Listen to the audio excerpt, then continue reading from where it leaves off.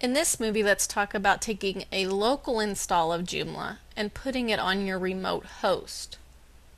Right here is our local install of this Joomla. We called it Joomla 1.5 on our local PC. The first thing you need to do is find all these files and upload them to your remote host. Remember, if you installed XAMPP, that's just on your hard drive in that XAMPP folder. Go to htdocs and then find the specific folder for your Joomla install. You can upload that entire folder if it's going to be a subdirectory of your site. So maybe it's mytechrelief.com/Joomla15 to get to the Joomla part of your website. If this Joomla is your entire website, means when somebody comes to the main page, your index page, they want to go immediately into the Joomla elements, then you want to take all these files and just put them on your home directory right there, so that's your main element of your site is Joomla. So first thing, FTP all those up to your remote host. Your next element is to go to your local PC and utilize XAMPP. You want to go into phpMyAdmin. What we're going to do is, first of all, make sure you're seeing your database, your MySQL database that goes with your Joomla install, and you want to export. I'm going to export this Joomla 1.5 database. Everything else you can leave as the defaults. You can call it anything that you want.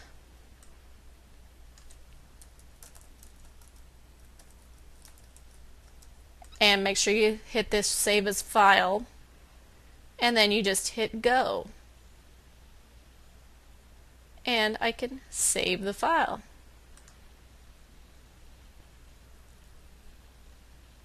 And there you got it. You have this saved. Looks like a bunch of gobbledygook, but it will do what you need. Then what you need to do is create a MySQL database on your remote host, because it's not created yet. You create that database, give it the same name as your database here, and then upload this export file into your MySQL database. That's basically it. But the trick is, you've got to go to your remote host, find where you can make a MySQL database, then you've got the database made. You've already got it named and your password and all that. Then you just simply, instead of going to export like we did here, when you run into phpMyAdmin on your remote host, you're going to go to import instead and choose that file. On your remote site, you are going to have to edit that configuration file when you created Joomla. So let me go into my hard drive here, go into XAMPP, into those htdocs and Joomla, and right here is my configuration.php file.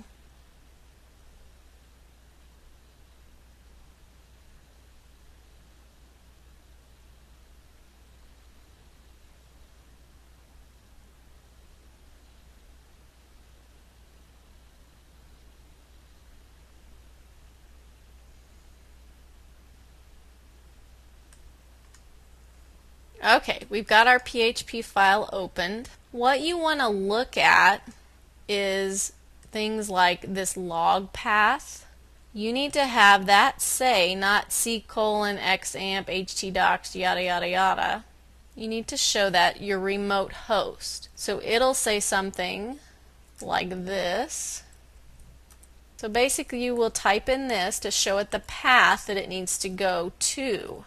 And right here is where you type your domain name, and then your folder. Say I put it in a Joomla 1.5 folder on my website.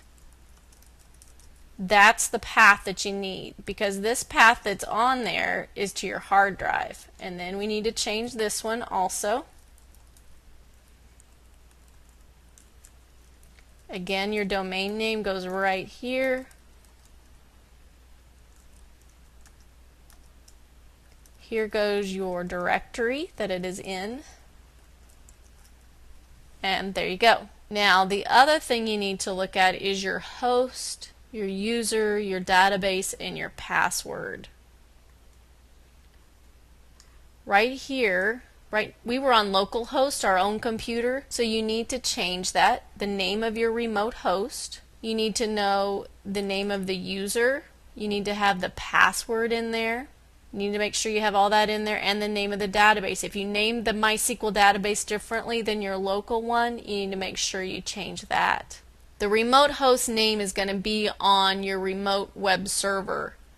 It's going to be pretty long because most of the time you're sharing your host with other people.